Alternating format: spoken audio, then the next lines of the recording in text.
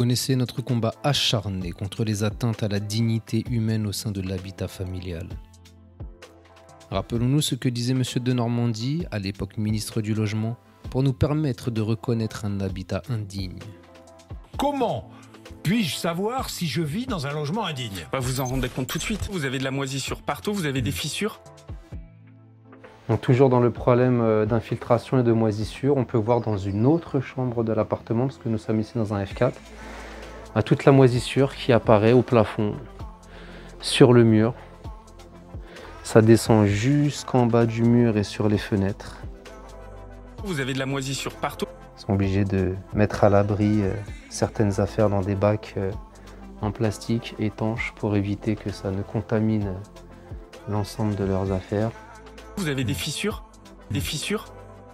Carrément, le béton qui s'effrite. Regardez, grosse fissure également ici, colmatée avec du mastic. Vous allez bien constater que ce n'est absolument pas la peinture, c'est bien le mur. C'est du béton ici, c'est pas du placo, c'est bien du béton qui est fissuré.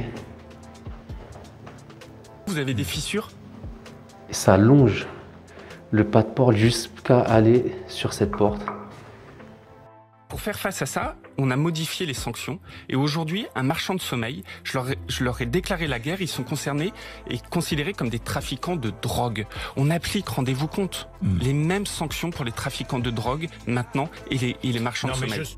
En comparant ce discours avec les images de ces habitations, pouvons-nous dire que certains appartements de la ville de Sevran, gérés par le maire Stéphane Blanchet, sont indignes?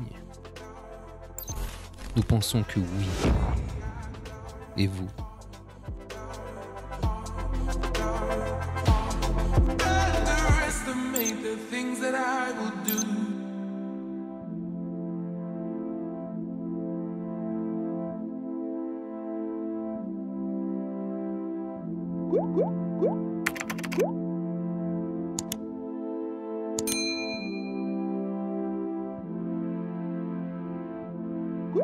Woo!